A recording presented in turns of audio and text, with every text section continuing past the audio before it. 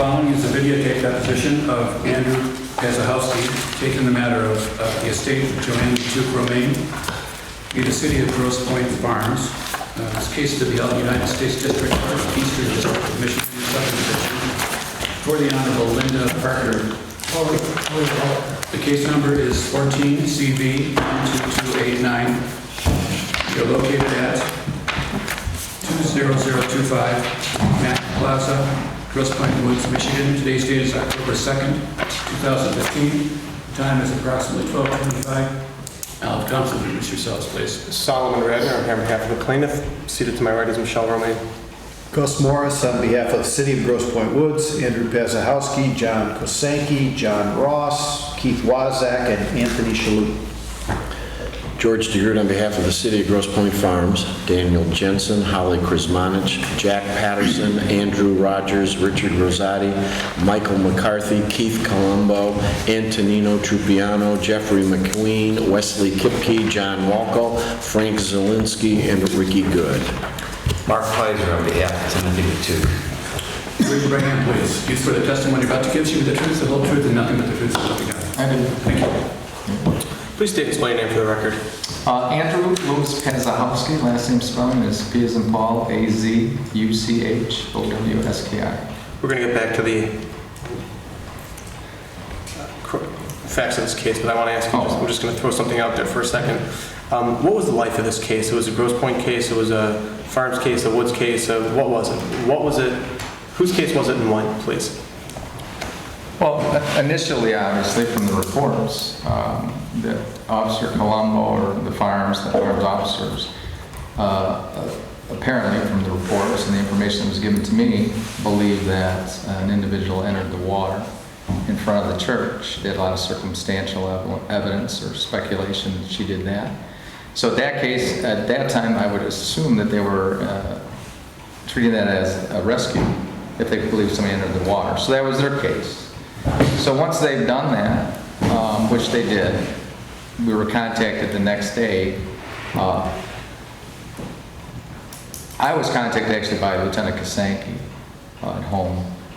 But we were contacted the next day in regards to the case being turned over to us as far as the lead investigating agency, because it's a missing person. A missing person is investigated where they live unless you have strong evidence that their crime was committed. They had no direct evidence apparently, but they had circumstantial evidence. So it sounded like they exhausted all their means of an investigation to find some form of what they thought was a rescue for a drowning. So at that point, through the prosecutor's office, it's very important to know venue. If you determine that there is a crime, venue is very important. If they did have direct evidence, then that case would have stayed in Grosse Pointe Farms. Direct evidence of what? Somebody saw her, well, saw something occur. In other words, saw her go into the water, and then they knew that they actually had, somebody saw her go into water by herself. So not necessarily then we wouldn't have been part of it. Okay, so not necessarily a crime, No. even a suicide would have stayed at Grosse Pointe Farms. Absolutely. And Grosse Pointe Farms believed that it was a suicide, didn't they? Well, they did not have direct evidence. Nobody saw her enter the water. Okay. I don't know what they believed at the time. I know they believed that somebody entered the water. So then it was a Grosse Pointe Woods case, you said from January 13th or 14th, the following day? Well, I was called the next, this is almost 6 years now, so. I was called from the report, Lieutenant Kosanke called me indicating that we were going to investigate a missing person. Okay. And the next day, was it 24 hours? I mean, you got the report in front of you. However that was, the next day we got the case. And then how long was it your case? Or is it still? Well, no, then it would have been our case. It was our case basically until if the body indeed wasn't in the water, there would be more evidence then that body. In fact, from what the ME said, it was consistent. The time frame of 50-some or 57 days was consistent at the time that she entered the water. Therefore, that's even more evidence to believe that the case that she did enter, in fact, enter the water in front of Grosse Pointe Farms. However, we worked together in regards to if we needed assistance back and forth. The Grosse Pointes, we have mutual aid agreements across all 6 departments. It's not unusual for us. Do you know how long was the Grosse Pointe Woods case for, or is it still a Grosse Pointe Woods case? No, we're investigating a missing person. Okay. Once the body's recovered, it's no longer a missing person, so our missing person case would be closed. In regards to the suspicion of a possible crime, the case should be open indefinitely, and if any evidence is provided or presented to, that a crime was committed, then it would be investigated wherever that crime was committed. Most likely in the farms or maybe into another city. But in that case, we were just investigating a missing person. Once the body was recovered, obviously it's no longer a missing person. Then it became the Grosse Pointe Farms case again. Yes, And it's still the Grosse Pointe Farms case. yes. Okay, and you said it should still be an open case. Well, there's two ways you can handle it. You can close it. You can suspend it, meaning case is suspended upon receipt of further information, meaning it's just open on the computer system through Clemens. Or you can close it, reopen it when other information comes forward. Whether it's a technicality, we can say case is closed or suspended or open. Anybody brings information to law enforcement is going to investigate that. And to the best of my knowledge, for the last 5 or 6 years, there's been several firms that have been hired, and to the best of my knowledge, nobody's brought any new information to Grosse Pointe Woods or to Kim Worley to review for possible crime. If somebody would bring you evidence at any point after March 21st, 2010, would you have reviewed the evidence, or would you have told them to talk to Grosse Pointe Farms because it's their case? It's very important, just like when I assigned this case to Keith Wazak, to have Keith interview all the people that we interviewed, or most of the people that we interviewed. It's important to do that because if he's part of all those interviews, then he can tie things together in regards to a possible case. If we got information that came to Grosse Pointe Woods, we would forward it to them and assist Grosse Pointe Farms and assist them any further, just like they assisted us when they turned in a missing person case. You were here during Mr. Wazak's testimony earlier this morning, weren't you? Yes. Is there anything that he said that you disagreed with? Yes. I was contacted by, the day the body, that JoAnn was found in Canada. I was initially taken aback why we were contacted, and later I found out that the Coast Guard didn't know who to call. They called Grosse Pointe Farms first. Grosse Pointe Farms, being part of the case, it wasn't confirmed who it was. Apparently decided that we don't work Saturdays. We do have detectives on call. They're at home. Most of my detectives are living at 26 miles. The farms apparently, I don't know for sure, but apparently work on the weekends. So Detective McCarthy and Detective Rosati went to Canada. I received a phone call at home from Rosati, and he was at the water's edge with the ME, and told me over the phone that we were identifying JoAnn right now. So at that point in time, I contacted Keith. Keith went to the station. Keith and I went out to Canada. So in regards to those dates, we went there exactly as soon as he called us. But we didn't go to the scene. The body was already taken to the hospital. We actually responded to the hospital and met with the ME. That was the only thing he said that you disagree with? Well, you have to bring up the other. I don't remember. Just if I you stayed there for 2 hours. I don't know. I understand. Was there anything that you remember? Oh, I got to clear that up. I don't remember. Okay, all right. Now we're going to go back to the beginning of the deposition. Okay. Where are you employed? Today I'm employed at Huntington Woods, And what is your title there? Director of Public Safety. Is that the highest office for a public Yes, safety sir. officer there? Yes. Okay. And when did you get that job? I've been there a little over a year, August 5th of last year. Of 14. Mm-hmm. Where were you before that? Grosse Pointe Woods for 29 and a half years. 29 and a half years. Yeah. What was your most recent title at Grosse Pointe Woods?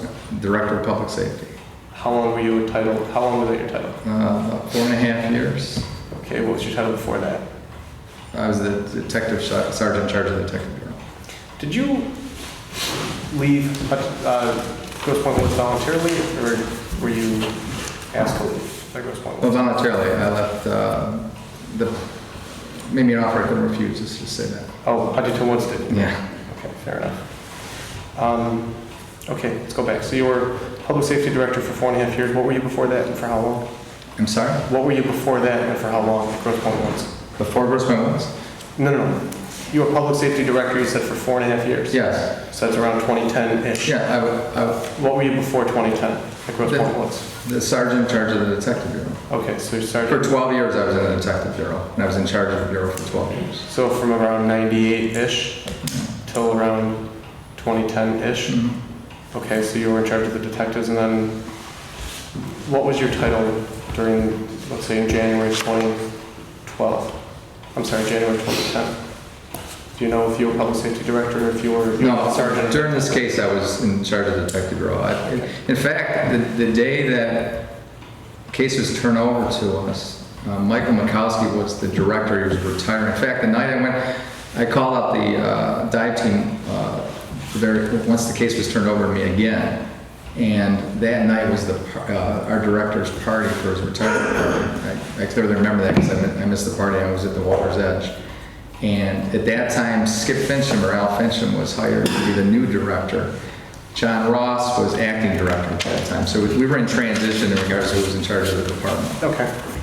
All right, so let's go back. Before 98, what were you, what was your title before 98, if you recall? You said around 98. I was a corporal. I was also a corporal before I was a sergeant for how many years, I can't remember. Okay. And what year was it that you started at Grosse Pointe Woods, if you recall? I started there in '85. Did you work anywhere else as a police officer in any way? No. Okay. When is it that did you complete the academy? Yeah, I went to a suburban class in Detroit. And what year did you graduate? '86. And then you immediately went to work for Grosse Pointe Woods, obviously. Yeah, well, I was there even when I was in the academy. Since then, have you completed any other trainings? Yes, I have a bachelor's degree from Central Michigan. I have a master's degree from Central Michigan in administration.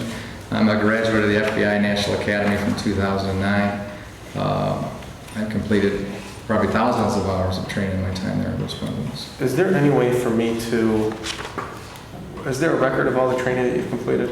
You have to check with Grosse Pointe Woods. There should be. I have a lot of the records I kept myself for my resume, but over a 30-year career, you have to check with Grosse Pointe Woods. I'd be surprised if they have them all, if they weren't purged from, depending on how long ago. But several of them will be there, quite a few. Does your resume include all your training, most of your training? Oh, no, not all my training. They'd be too thick. Isn't there something called MCOLS that keeps track of all the training? Well, it's only if it's an MCOLS certified course it would be in there. But if it's not, if it wasn't MCOLS, it won't be recorded there. Whether, for instance, went to a homicide investigation with Spitz and Biden and Dr. Lee, that's not going to be. We'll have documents from it, a certificate that you get when you go.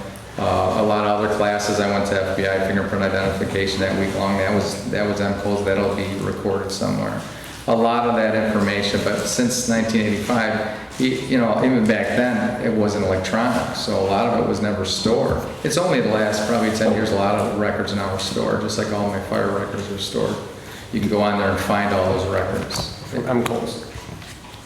Well, yeah, the MCOLS, and I was talking about fire records for the fire chief also. Oh, okay. Okay, so there's a separate group of fire training? Yeah, we actually, they do a better record-keeping system there. All your classes are listed. I go on the computer, I can pull them all up. Oh, everything you ever did for fire? Not everything you ever did, as I said, when I started electronically keeping records. Gotcha, okay. You've completed hundreds of trainings? Yeah, I couldn't even give you a number, but throughout the years, you might go to five or six classes a year, depending on where you're at. I'm an accident investigation. There are a lot of different things that I did throughout my career in the department. And of those trainings, I don't know if this is a fair question, but what percentage of them would you estimate are MCOLS certified? I would say the majority of them have been MCOLS certified, yeah. All right. Because that's where we get the money from them to go to the training, from the state. Okay. MCOLS is through the Michigan State Police? Yes.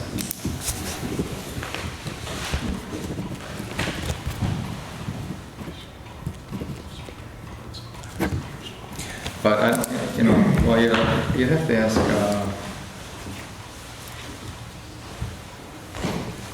anyway, the money that's paid for the classes is through MCOLS.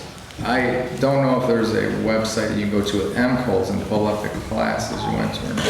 However, the city does provide that information to them to get paid, so whether it's stored or not, I can't answer. Okay. Did you ever receive any training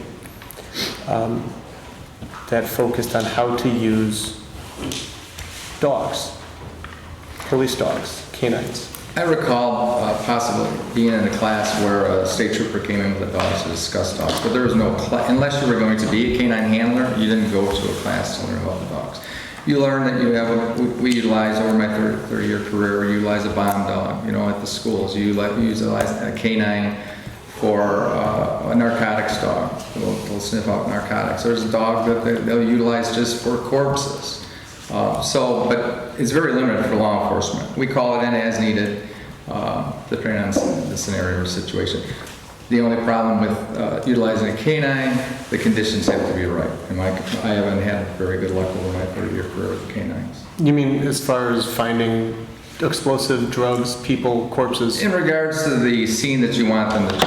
Usually if it's compromised, if there's people trampling all over it, if there's, depending if you don't have good clothing for them to sniff on, sometimes it's, like I said, you talk to a canine handler, will tell you that. Okay. Let's talk about this case in particular. Yeah. You said that your department received it the following day, and you appointed, Assigned. You assigned it to? Detective Wazak. Wazak, okay. So Wazak was the officer in charge? Well, yeah, it was his case. Okay. And you obviously assisted? Yeah, I was overseeing the case, and in fact, in the beginning, sitting on a lot of interviews with him, just to make sure, and working with the prosecutor's office, to make sure that as a missing person, it was investigated as a missing person, that we spoke to as many people as possible in the hopes of finding where she may be. Okay. So when you first received this case, what did Grosse Pointe Farms do? Did they send you the report? Did they give you the case and then say, we'll be sending you the reports? What happened? And well, let me ask you, were you the point of contact, or did they call somebody else? No, I was not. I was not the point of contact. I was called by the shift supervisor, Lieutenant Sankey, and advised the case was turned over to us. That's all. Okay, and that was on January 13th? I can't remember. Whatever it says on the report. January 13th at 6:09 p.m. Does that sound about right? I guess.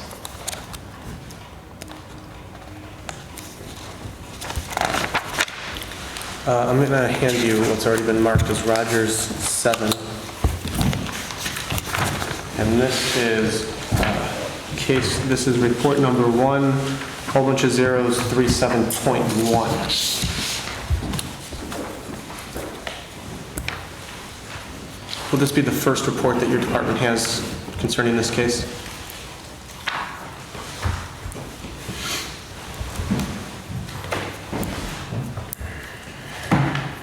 I don't remember. I don't know. Okay. If this is the first report, I don't know. Typically, when you're taking over a case from somebody or when a case is started, does it start with summary, details, additional info? Yeah, as far as the report, yeah. Yeah. Okay. Yeah. So does this Yeah, appear? This appears to be the first report that was generated by your department concerning this case.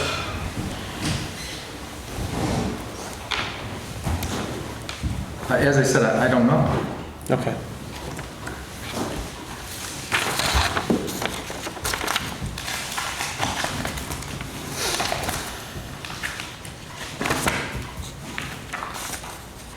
All right, I'm going to hand this back to you again. It's Rogers 7. And the summary here was written by Bonk or Kazanki? Yeah, it says it was entered in by Kevin Bonk. And do you know Kevin Bonk? Yes. Is he a competent officer as far as... Well, he was a detective for me for several years before I retired. Any problems with him, or does No. he knows how to do his job? Yes. If he writes something, would you have reason to question it, or would you believe that he is capable of writing things down properly and correctly, in general? I have no question. Are you talking about questioning his character? No, just if he writes a report, would you have any particular reason to believe that maybe his report is inaccurate? No. Okay, so looking through his report here, on Rogers number 7, Romain was last seen in St. Clair Shores at 6:30 p.m. Her vehicle was later located unoccupied at St. Paul's Church in Grosse Pointe Farms. Mm-hmm. Do you see that that's the summary? Yes. Did you subsequently learn that, in fact, the last time she was seen was not at 6:30 at St. Clair Shores, but at some point after 7 p.m. in Grosse Pointe Farms? From 6 years ago, I can't tell you. Whatever, I'm going to have to go by what these records show. Okay. Where would Kazanki or Bonk have gotten this information? You'll have to ask them. Okay. By looking at this report, you don't know whether or not they got this from Grosse Pointe Farms or perhaps from some other source? Correct. It also says under details, second paragraph of details, well, first paragraph of details, on 1/12/10, Romain dropped her son Michael off at home sometime between 6:30 p.m. Okay.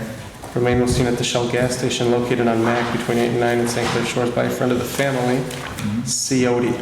Any idea what Ciotti is? C-I-O-T-T-I? No. And then it goes on to say, Mr. Matouk did not have any additional information for Ciotti when he made the report. Do you know who Mr. Matouk is in this report?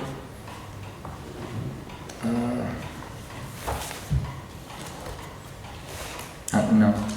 Okay, but based on what this report that was written by Bonk or Kazanki, I'm sorry, was it written by Bonk or Kazanki, or both? This is entered by Kevin Bonk. Okay, so this report written by Bonk says that apparently that this report was made by Mr. Matouk, right? It says Mr. Matouk did not have any additional information from... When he made the report, Yeah. which implies that he made a report of some sort, right? You're Well, let me object to the formal question. You could read it either way, I suppose, but to me, I read it that Ciotti made the report, and Matouk said something to Ciotti, who then related to somebody else. Yeah, I don't know. That's how I read it. Okay. I guess we'll have to ask Right. Bonk or Kazanki.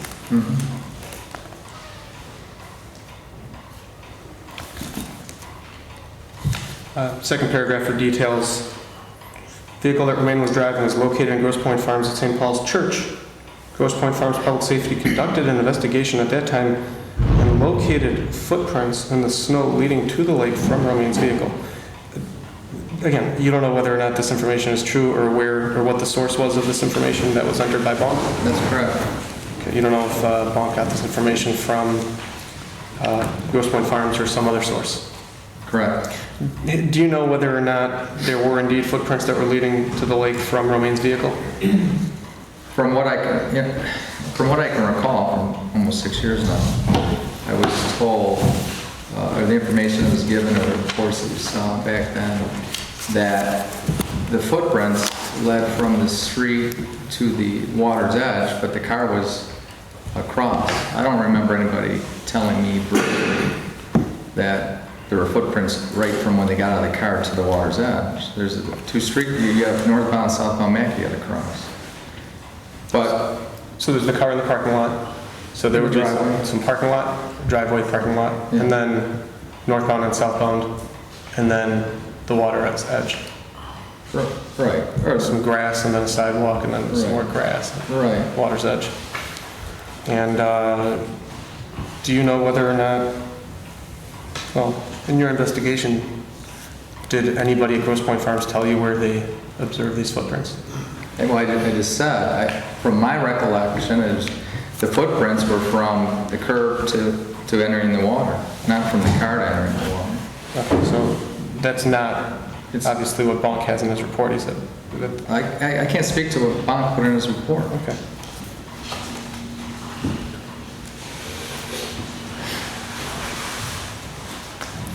Then Grosse Pointe Farms dive team conducted a search, right? Yes. He also entered some information at the bottom of the page, additional info, that there was an employee named Michelle Alt who may have seen a suspicious vehicle in the academy lot between 7:30 and 8 p.m. He entered that, didn't he? I'm sorry? Bonk entered that, right? Yeah. He wrote that in his report? Yes. Any reason to, again, I mean, you've already testified about this, but any reason to think that Bonk is incapable of writing a report accurately? No? Vehicle is identified as a white Mercedes SUV, right?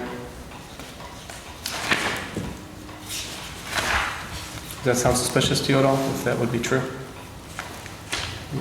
There's a missing person and there's this Mercedes SUV there that can't be explained, at least by this witness. Well, first of all, a Mercedes in Grosse Pointe would not be suspicious to me. Well, I don't think that's what Mr. Bonk was saying, do you? Well, that's what I'm saying. Okay. What I'm asking you is, obviously this person believed that it was a suspicious vehicle because Bonk wrote that they saw a suspicious vehicle, right? Well, it appears that he wrote whatever they told him to write, whatever information they gave him. Based on, You'd have to talk to Detective Bonk. I'm going to do that. Officer Bonk. Based on the facts that are included in this report, and I'm not asking you if you think it's odd that there's a Mercedes SUV in the city of Grosse Pointe. That's not what I'm asking you. What I'm asking you is, reading this thing as a whole, reading this document as a whole, do you believe that there's anything suspicious possibly about this vehicle being at that particular location at that time? At that time, no. Okay. And this was a night there was church going on. We have cars parked up and down Lake Shore all the time, especially by that church. And whether in and out of the parking lot, people park there. They walk Jefferson in the middle of January. They walk Lake Shore during the week. They run. No, this would not be suspicious to me in Grosse Pointe. Okay, would it be suspicious to you if a Lexus is parked there? If a car was found at the edge, which once again, I was not there, I would have ran the plate as an officer to see if it was a stolen car. Because if all the other cars were gone, it may have looked somewhat, but not that suspicious to me. Maybe they parked it there to go for a walk. I don't know. There's a lot of things that could have happened. I would have probably ran the plate and saw, oh, it comes back to Grosse Pointe residence. Maybe they parked it there and they got into another car and went to dinner. There's all kinds of things. So initially, no. Now, when the officer or the second officer obviously spotted the prints or whatever he did, he tied things together and felt, whoa, this is more than just a car being parked at the water's edge. I don't know. I wasn't there. So just a moment ago, you said in a moment of levity that a Mercedes SUV parked in a parking lot is not suspicious, but a Lexus could be. No, I said suspiciously here's what I- parked. I said suspiciously parked. Suspiciously parked. If it's parked in the, that's a driveway, by the way. It's not a parking lot. It's There's no a parking approach. spaces there? Well, there is up on the approach or up closer to the church. There's the cutout, if that's what you're talking about. How far down do those parking spots go, if you know? I can't recall right now. So if this car was parked where the parking spots were... Once again, I can't speak for that officer in I'm regards not to why I asking you ran to the speak for the plate. officer. I'm just asking you because you said a moment ago that a white Mercedes SUV, there's nothing suspicious about that being in a parking lot. But then you went on to explain why perhaps this Lexus in a different parking lot was suspicious. Can you please just explain why? Go ahead. No, go ahead. You're confusing me when you're trying to answer. I'm not trying to confuse you. Go ahead and just say whatever you want. No, I didn't say you're trying to confuse me, but in regards to what question you're trying to answer, what would you like to know? What I want to know is, when I asked you whether or not you thought the vehicle was suspicious, you immediately started talking about why this particular Lexus could have been suspicious. Can you please explain to me why it is that your initial knee-jerk reaction is there's nothing suspicious about the Mercedes SUV, but there could very well be something suspicious about this Lexus? No, I didn't say And that. please explain what you said and why you think that. No, if that other vehicle was there too, I may have ran that plate too, just like the other vehicle, just to see if all the other cars are gone and they've been there late at night to run and see if there was possibly a stolen vehicle there. That's what I meant by saying that. Yeah, the other vehicle too. I'm not writing off the other vehicle. Oh, okay. I'm just saying, when you say suspicious, a vehicle like that would not be just totally come out and be suspicious. A vehicle like what? The Mercedes or the Lexus? Either one of them. There was a cars that you would typically see at the church or in the Grosse Pointe area. Okay. Either one of those cars. You said that if you would have seen this Lexus parked there the way that it was, you very possibly would have run lean. What if you saw the Mercedes SUV parked the way that it was? Would you have run lean on that one? I'd have to see how it was parked, possibly. Yeah. If it depends on how late at night it was and if nobody was around. Okay. As I said, people park to go for a walk or do whatever. So yeah, I probably would run. Do you know, on January 12, 2010, did an officer from Grosse Pointe Woods go to Michelle's home to advise her that her mother was missing or that her car was found by the church? See, I heard that, but I don't know that. I was called, I was told, and I don't remember from who, that somebody notify them at the house. But I don't know. I can remember I was called by Lieutenant Kasanke about that the case was turned over to us. That's all. I wasn't there at the time. I wasn't working that night, so I Take me through how this would happen, or you would expect this to happen. Grosse Pointe Farms finds a vehicle they run lane that belongs to a woman in Grosse Pointe Woods. Whom do they call? Do they call the Grosse Pointe Woods Police Department? Do they radio you guys? How would they contact you? You mean in this instance when they wanted to see? Typically they would station 30 or their dispatcher would call and say, hey, I would check the welfare or could you send the car to go to that address? Dispatch would do that. Grosse Pointe Woods dispatcher. Dispatcher or a scout car could do that also. An officer could do that. An officer could have been on the scout car radio and said, station 50, please send the car to this address, and I don't know what they would have said. Is that something that you would expect to be notated somewhere, either in the dispatch log or... That's just for radio. Well, it would actually, if it was on the radio, there would have been a record of it on the radio system, recorded record, the audio. But no, it wouldn't be recorded on a log. No. How long is that audio recorded for before it gets purged? Well, I assume it gets purged eventually, doesn't it? Yeah, Grosse Pointe Farms, a lot of those records are kept there. I don't know, it's probably 90 days, could be longer. I can't speak to that. I don't know. Where are these records kept? Do you know? Well, our radio, at least at the time, the radio system was through Grosse Pointe Farms. Your radio system goes through Grosse Pointe Farms? Yeah, the radio hub was Grosse Pointe Farms. Radio hub? We have obviously we have our own radio and a recording system when people call our station, but I'm talking about car to car. That would have been... We normally call radio repair at Grosse Pointe Farms. It's separate from the police department. That would have been recorded at the radio hub in Grosse Pointe Farms. Is that what you said? Is that a yes? Yes. We're I mean, every word, so we need verbal answers. I'm assuming it's recorded. You're assuming it's recorded? Well, you're gonna have to talk to them and see if they have records of it. I'm just telling you, that's where we get it when we want a record of it. Okay. And if Grosse Pointe Woods Dispatch would dispatch an officer to somebody's home because a person was missing, like in this case, would dispatch be expected to write that down somewhere? If the dispatcher sends somebody on a run, they would normally log that they've sent them on a run. As I said, I don't know how this was. If it was car to car, it would be on a log. What do you mean by car to car? From a Grosse Pointe Farms car to a Grosse Pointe Woods car? Yes. Yes, I'm sorry, yes. So it's possible that a Grosse Pointe Farms, so in this case, just so I understand, that there's two possible ways that Grosse Pointe Farms could have communicated with Grosse Pointe Woods. One is through dispatch, and one is car to car. Yes, At well, the exclusion of all other forms of communication, or those are just two possible ones? they could have used a phone and call. They could A have cell phone? Well, no, they'd use they'll use their dispatch phone. What is the dispatch phone if not? A landline. Oh, okay. They'll use a landline to call. You use the police radio to call at the station, the dispatcher, or a police officer on the road use his police radio to call a car Okay. or the station. Now, are you familiar with this case, at least with the reports? Let me ask you specifically what I I want. haven't read them, if that's what you're asking. Do you know if there's any mention in your report of any Grosse Pointe Woods officer going to Michelle's home on January 12, 2010? I don't recall.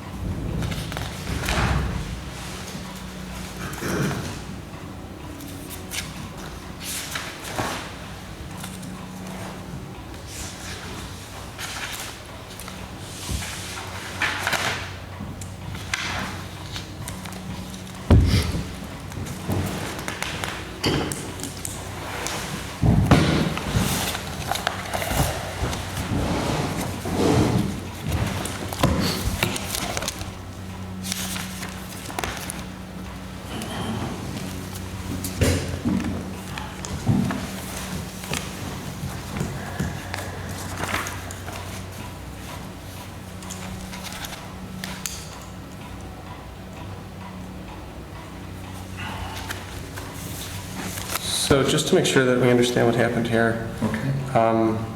the day after JoAnn goes missing, can I have that back, please? Sure. Grosse Pointe Farms speaks to Kazenki? Well, I don't know who they spoke to. Okay. And then Lieutenant Kasanki contacted me. Lieutenant Kazenki contacted you? Right, I don't know who spoke. And when is it that you had a chance to review the Grosse Pointe Farms Police Department, if ever? I'm sorry? When is it that you had a chance to review the Grosse Pointe Farms police reports? Well, it would have been probably within that week, and that would have been just the report, the initial report from, I remember a report like from Colombo. I'm talking 6 years ago is when it was read by me. Do you know what conclusions, if any, he drew when he arrived on scene?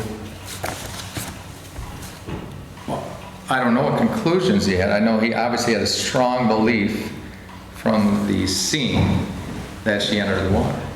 Now, do you know whether or not calling for the assistance of dogs would have possibly helped locate where JoAnn last was? As I said earlier in regards to K-9, the conditions have to be right. The scene can't be really compromised. However, if they would have called the dog, whether the dog walked northbound, southbound, or across the street, everything still would have been treated the same way. It's just more circumstantial evidence that she may have went across the street. Well, let me ask you this. Let's say a dog would have come and sniffed around the car. And is there some way that dogs have of letting you know that they picked up a scent? Yeah, you have to ask a handler. The handlers, So you the don't- handlers track these dogs. All the tracks I went on, they'll sniff. They would have sniffed part of the car, and they would start tracking the dog, and the dog would either went across the street or maybe not went anywhere. Who knows? Would have gone across the street to the water. Well, here's the What thing. would that tell you? From what you're saying in regards to Colombo, this was a rescue in their mind. This was not a crime scene. They were, it appears, and the information that was given to me, why do you think I called in a dive team again? They were so strong in their belief that she entered the water. They were trying to rescue somebody. It's a cold water drowning. They can live for 45 minutes in that water. So their mindset at that time should have been, this should have been a rescue. And they should have been trying very hard to get over there and get in the water. Preserving any type of footprints or anything else, I'm sure wasn't the first thing on their mind. I didn't ask you anything about that. I know. Why not? Huh? Well, let him finish his answer. Well, the answer has nothing to do with Were the you done with your question. answer, sir? Yes.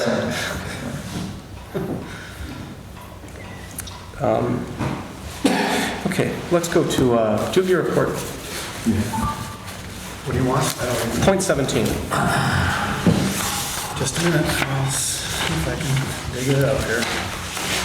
No, it was record keeping for the day. Yeah.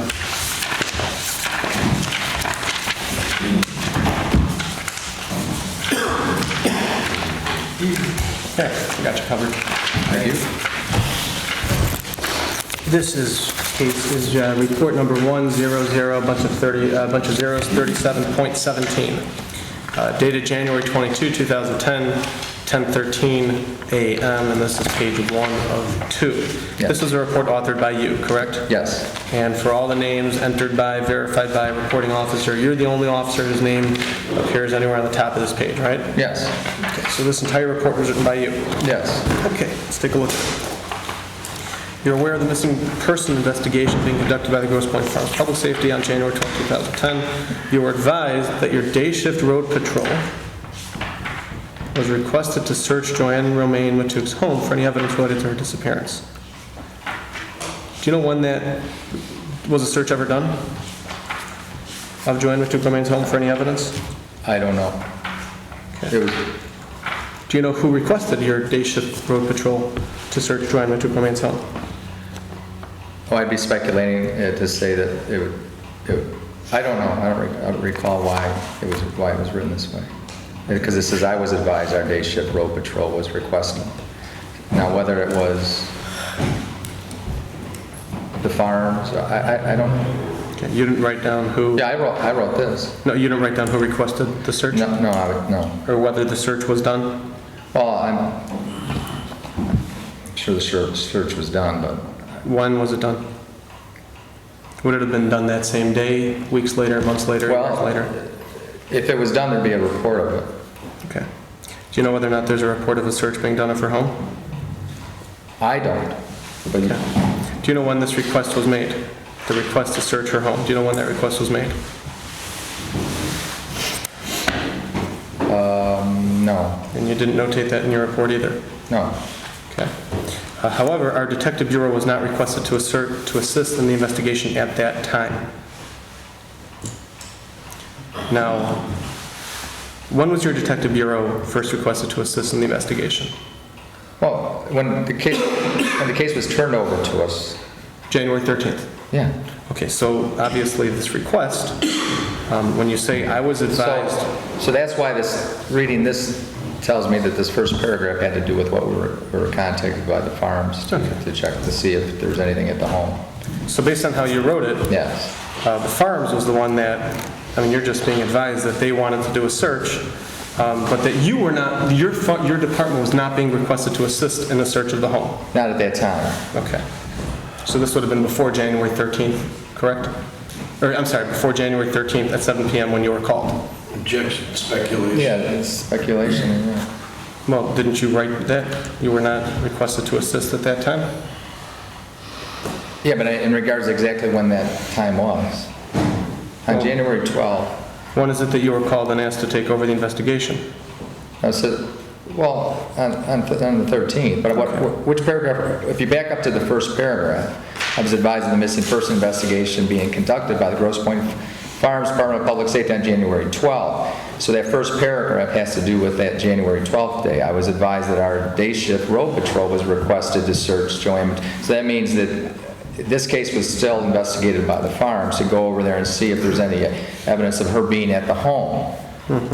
We were not contacted because this case was being investigated still at that point by the farms. And then on January 13th at 7 p.m., I was called by Lieutenant Kasanke and advised that the farms completed their investigation and it was turned over to us. Okay, so if I understand this correctly, your day shift road patrol was requested to assist, but your detective bureau was not yet requested to assist. Am I reading that Right, correctly? yeah, that's correct. Okay, so this would have been before January 13th, Yes. 2010, when you guys Yes. took over the case? Yes. Okay. Do you know who from your road patrol was requested to assist? No, it would have been the day shift road patrol. Okay, are there records of who the day shift road Yes. patrol was on that day? Yes. Okay, and this would have been, do you know what the hours of the shifts are, or do they stagger?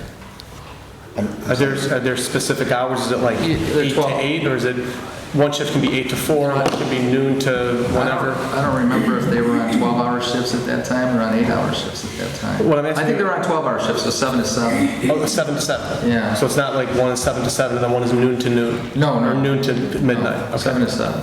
Okay. So this would have been the day shift road patrol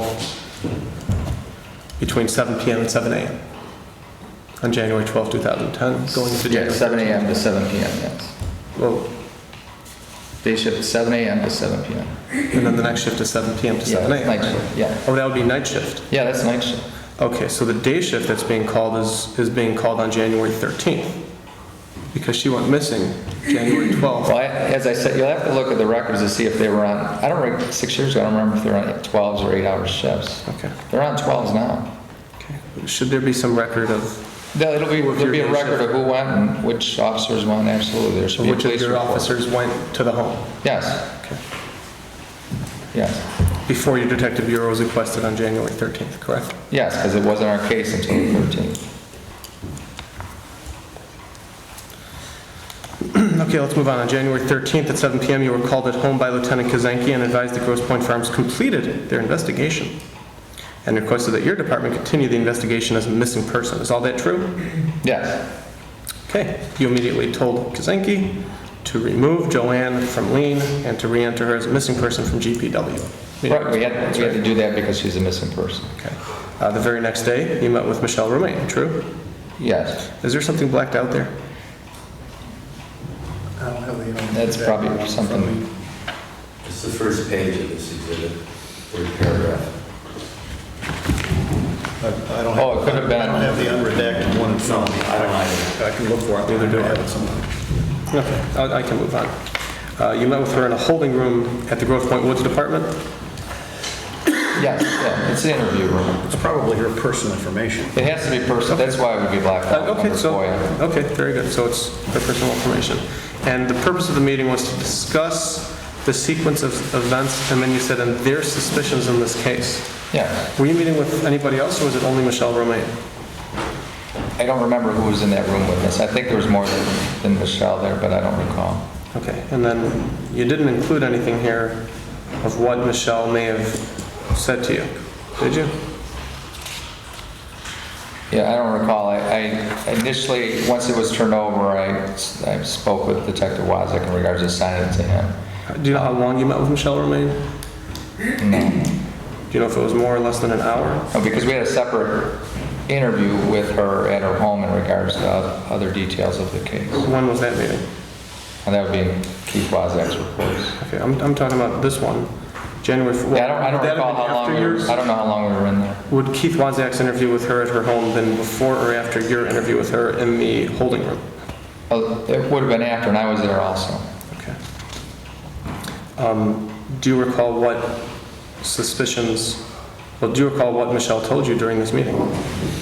No, I think The one in the holding room I'm talking about. Yeah, this was very superficial in regards to getting the case going. And initially, we were just trying to find out if anybody had any idea of where she may have been, because it was still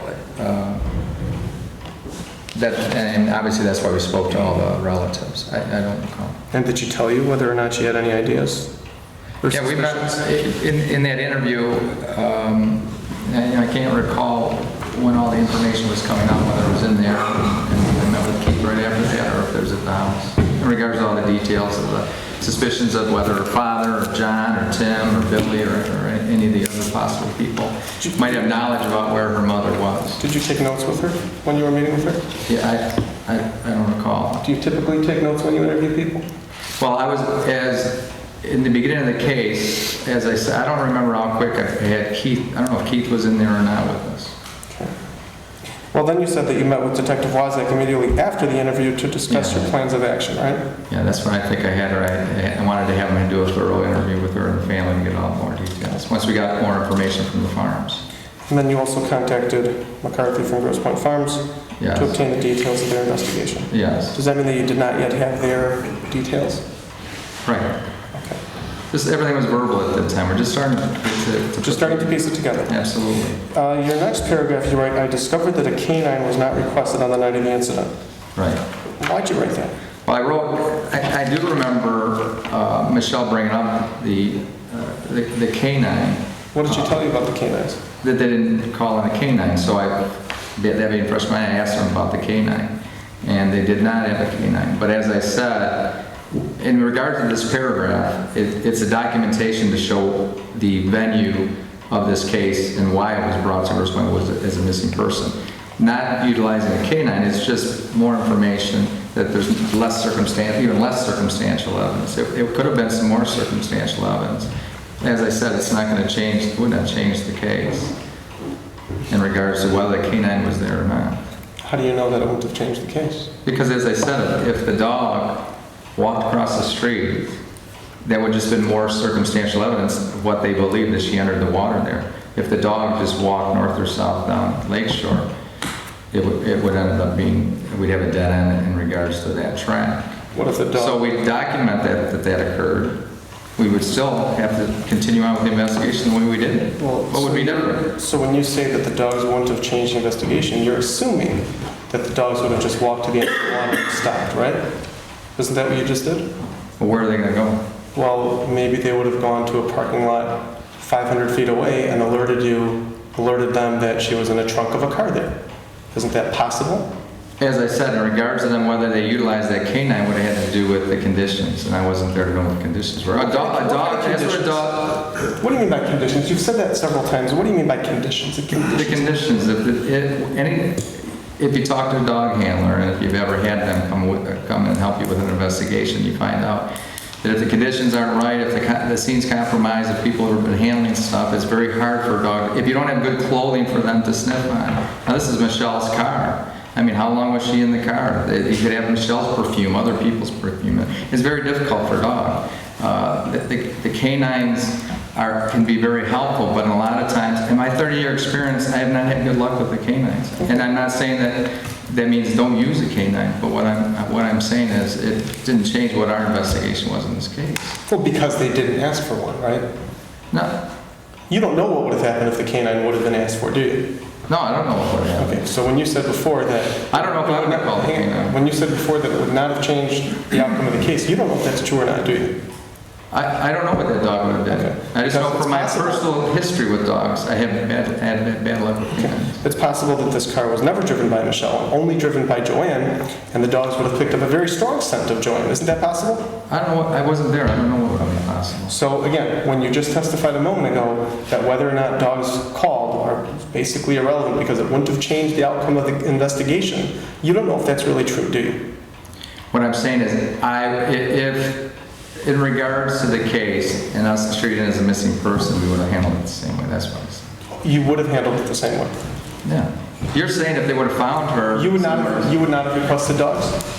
No. I said once the case was turned over to us, we would have handled it the same way. Okay. In this case, would you have requested dogs? I don't know. I wasn't there. Okay. What variables would you need to know to determine whether or not you would have requested dogs? What kind of Well, things would you have asked? typically, in my 30-year career, I've never used a dog in a missing person. I've never used a dog in an abandoned vehicle.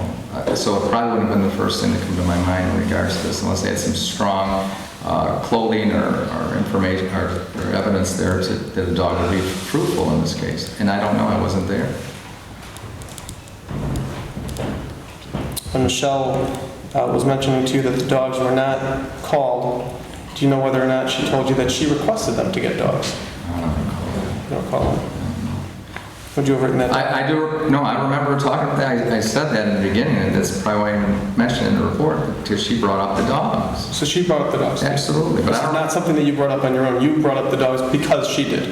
No, no. That's not what he's saying. He's saying she brought up the dogs. Okay. Yeah, That's she his brought up the testimony. dogs. Fine. That's your Pay testimony, attention, right? please. Yeah, she brought up the dogs. Thank you. And you know that the water was searched for over 7 hours between January 12th and January 13th, right? And I had it searched also. And then you had it searched also for how long? One evening at Detroit, I figured one more shot at it. I called Detroit. They came out. I don't know, about 6 or 7 guys, whatever it was. Went through, but they entered the area the same. Granted, I'm not a diver, so I don't know, but they entered the exact same spot, searched the same area. I did talk to the sergeant in charge of the scene, and he said that her body could be right next to him, and we may not find her. Who said that to you? One of the divers. Sergeant Stales? Yeah, I think that is the guy, yeah. S-T-E-I-L-S? Yeah. I asked him, I said, well, because we've been searching it, and I questioned about, and, because they had some type of a sonar, and, how likely it was for them to find a body. And he said, listen, she could be right next to us, and we might not find her. Did you find that that's odd, that the body could be right next to them and they would miss it? No, not in that murky water, not at all. So you're saying that the water was very murky at that time? Well, I swim out there, or fish out there, it's pretty murky in Lake St. Clair. Do you know how deep the water was around there? At that time, I don't know. The water levels could rise and fall, so I don't remember. Okay. It's not, I don't know, the depth. Not very deep, is it? Well, they were out there, standing out there. I can't remember. As I said, I'm not going to guess how deep it was. You also wrote in your report, it appears to be speculation and assumptions that JoAnn Romain went to the water. Did you write that? Yeah, meaning more circumstantial. It was all circumstantial. But you didn't write circumstantial, did you? I don't know why I chose those words, but those are the words I chose. Maybe you chose those words because you thought it was complete speculation and assumption. Because of the footprints that went to the water. Maybe you didn't agree with the conclusion that Grosse Pointe Farms made. Is that possible? Well, obviously, if I didn't agree with it, I'm not saying I agree with the conclusion, but if I didn't believe the information they had heard that it appeared that she went to the water, why would I then call out a dive team and sit out there at 3 in the morning for 4 hours? You want to tell me that? I can't tell you that. Yeah, I know you can't. Do you agree with their conclusion that she most likely went into the water? Nobody saw her going into the water. I'm just saying that there's a lot of evidence that appeared that she entered the water. Nobody saw her, to this day, nobody's come here to say they saw her go into that water. You said there's a lot of evidence that she went into the water. What evidence, please? One set of footprints that led to the water. Per the officer, I was not there, I did not see them, but he was pretty strong in his belief that that's what occurred.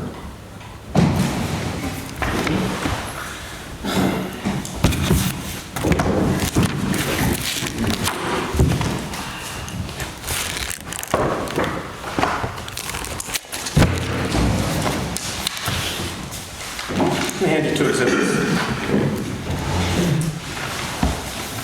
One is McCarthy 1 and one is McCarthy 3. Okay. You'll notice that there's an area that is surrounded by Sharpie markers. Let's look at McCarthy 1 first. You see the area that is surrounded by Sharpie marker? Okay, yeah. Does that appear to you to be footprints going in one direction and not returning? Objection. You're looking at McCarthy 3 right now. Objection, foundation. Join.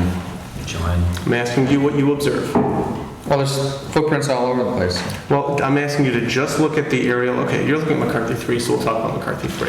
This one? That's see. Yeah, I got you. So you see that there's an area there that's kind of in parentheses, for lack of a better term. Do those footprints to you appear to be somebody walking to the water and not returning? Objection, foundation, and you're asking him to give his opinion based on the reviewing of the photographs. I'm asking him I'm to. not sure he's even Yeah. qualified to give an opinion based on a photographic analysis. I'm not asking for an opinion. Let me Okay, go finish ahead. my objection, Go ahead. Counselor. And therefore, unless you're going to pay him for his opinion, qualify him as an expert, and I'd love to fight the Daubert motion, I don't think he can say one way or the other what he thinks. Okay. Join. Yeah, The objection's been joined. I still want an answer. The question is, looking at the footprints that have been identified by the Sharpie marker in McCarthy 3, does that appear to you to be a set of footprints walking in one direction and not returning? I can't answer that. I don't know. No way of telling from that picture, right? From this photograph, and this is a photograph of snow prints. Okay, let me ask you this. Does it appear that the footprints in Exhibit 3 that are identified by the Sharpie marker were made by a small high heel boot? Same objection. Same objection as already noted. I don't know. And foundation. I don't know. Join. You don't know? No. How about looking at the footprints that are identified in McCarthy 1? Same objection. Join. I still want an answer. I don't know. Okay. It's very difficult with these photographs. Okay. It is very difficult, these photographs, isn't it? Do these photographs, It looks like a lot of officers were trampling around. That's what it looks like, but I don't know. I wasn't there. I'm sorry, when you say it looks like a lot of officers were trampling there, do you mean... Because the way the snow's moved around, you can see the way it's running around over here. I don't know. hang on. I'd like to hold this I on. can see an officer's footprints on the James, can side. you see this?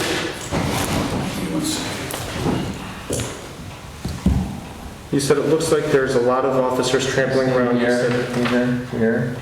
here, and here. That's not what it was. Objection. Let him point. All right, Quit thank you. asking. I don't know. Wait a minute, wait a minute. Here, and here, and then sit down. Let him say what he's identifying as You officer. can do it on... You can do it on... I can do it now, so the record's clear. Let him identify. He did. No, you pointed to it, said here, and here, and walked away. Yes, I pointed here, Well, then here, get your here, finger here. out of the way and let Excuse him me. point.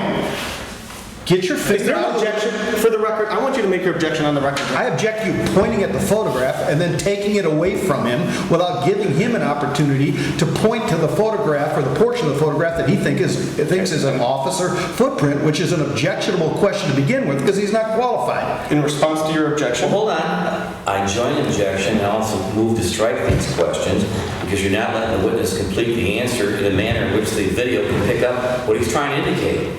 And in response to the objections, I asked him, I pointed to 3 parts of the picture, and I asked him if that's the areas that he was talking to, and he said yes. Well, And that's when I sat down. objections to compound. Excuse me, one at a time, right? And that's when I sat down, and that's when all 3 of you started, well, 2 of you, started jumping up and down with objections. So we're going to do this again. James? I haven't jumped up and down, I'm sitting the entire time. I made an objection, which is my job, Mr. Radner. So if you don't like it, tough. Let him finish his answer, please. This No, actually, there's no question right now. Oh, no. Okay. Just a moment ago, when the picture was sitting on the table in front of you, you pointed to 3 areas of the picture and said it appears that there's a lot of officers trampling. Can you please point out those 3 areas that you pointed to when you were sitting down? Anywhere here, everywhere. The snow Anywhere in here, right? The snow is disturbed. And I say officers, but I have no proof it's an officer. But I know that they were trying to perform, they're in rescue mode, as we would say, and they were probably around here. I'm speculating that, but there's a lot of, the snow's been disturbed. Including here? It appears that way. It's not straight, it's not that clear. Thank you. Can I have my documents back, please? I saw it without a photograph, it's easier to tell, but it's superficial on a photograph, it's not 3D.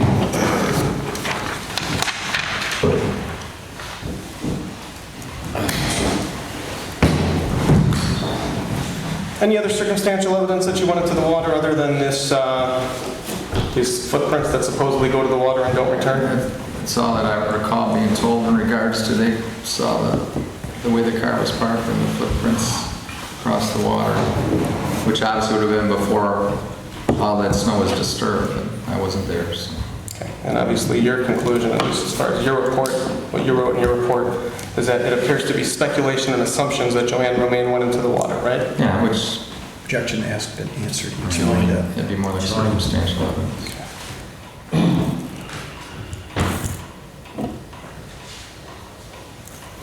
You then go on to say, let me give this back to you.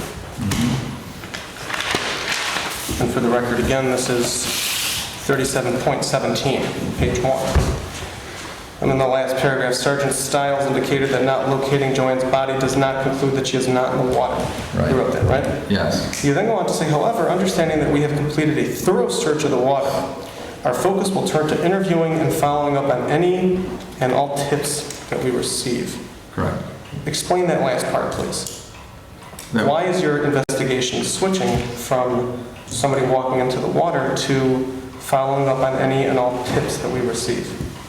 Because we've exhausted all our resources to check the water at that point, and therefore, any other information we get in regards to her whereabouts, we're going to follow up on. And possibly her being abducted? Anything. We're investigating a missing person. We don't know if she was abducted. We don't know if she was murdered. We don't know if she got into a car, was having an affair, and didn't want to be seen and left a purse in the car. I could go on and on and on. There's all, and that's why you don't want to focus on one thing, the water, anything. You just keep talking to people. And right now we're investigating a missing person. I can't compel anybody to even speak to me at this point.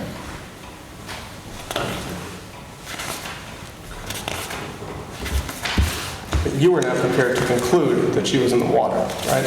I would never conclude that. There's no direct evidence that she was in the water. Would you agree with a conclusion being made that the most likely place where she was, with all the evidence that you had in front of you on January 13th, 2010, was in the water? Would you agree with that conclusion? Could you just repeat that one more time, please? Would you agree with the conclusion that the most likely place where JoAnn Matouk Romain was in the water? No, it was, at that point in time, it was circumstantial, and no, we'd have to keep investigating until the body was found 57 days later when it came out of the water, and obviously we were right, she did enter the water, but prior to that, no, absolutely not. We don't know.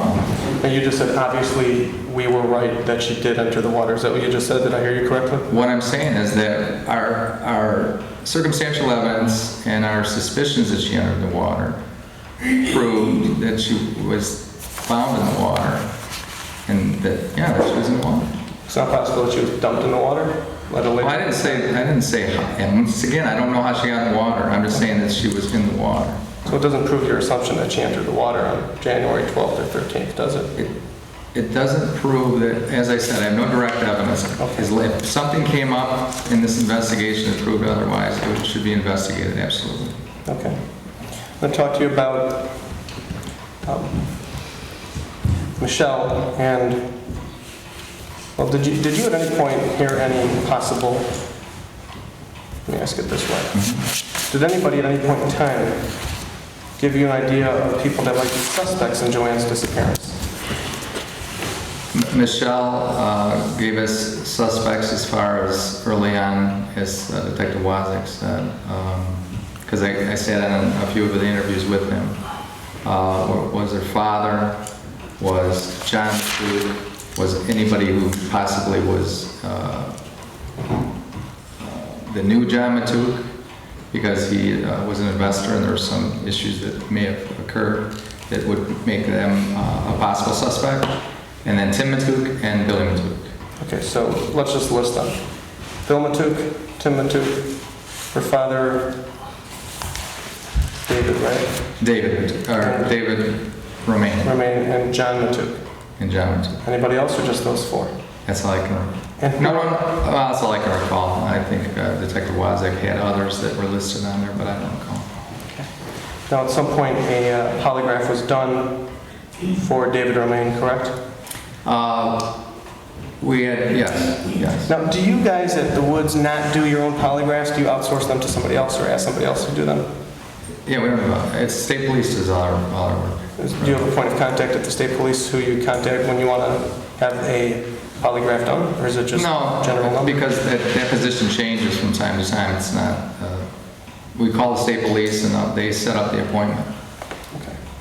Do you know of the four people that we just mentioned? Bill Matouk, Tim Matouk, John Matouk, and David Romain. Do you know if any of those four people did indeed take a polygraph through the MSP? John and David. Romain. Did the MSP share with you the results? We were there. There were two different polygraph operators. John passed. They indicated that he seemed honest with his answers. However, David did not, but the polygraph operator made a comment in regards to his questioning, or came up with a possible affair he had or another woman, and he felt that when he had that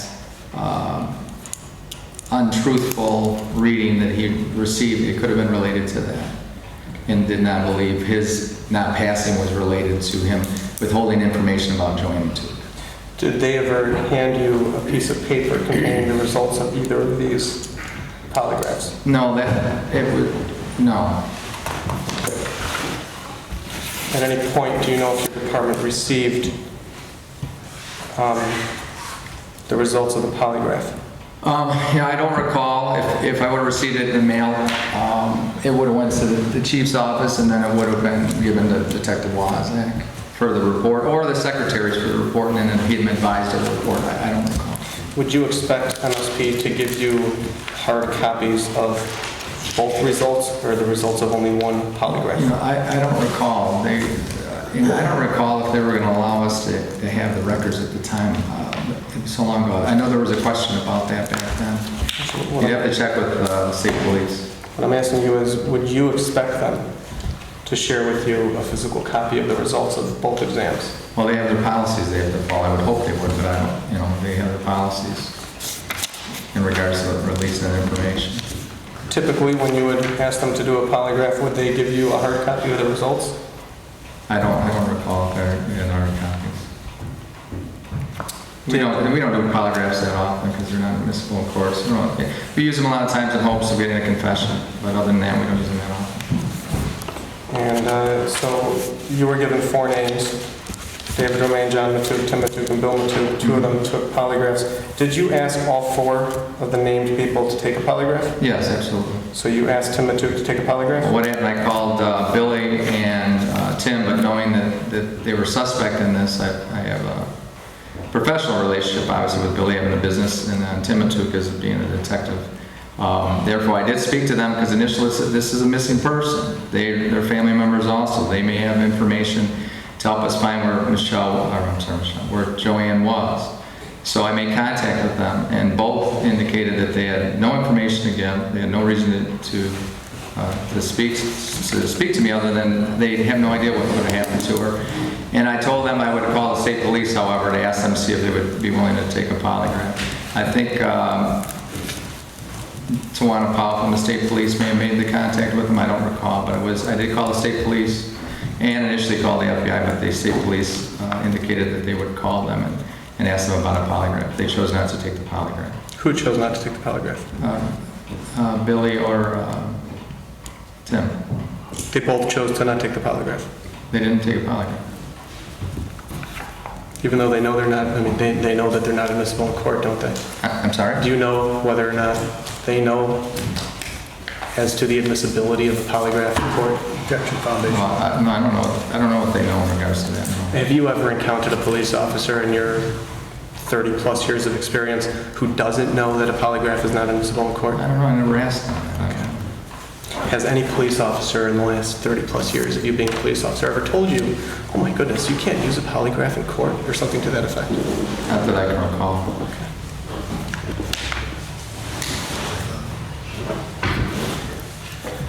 So just so I understand this, you requested of Tawana Powell to do a polygraph for Bill and Tim. I mentioned Tawana Powell because that's the only detective I remember speaking to from the state police. She's a detective?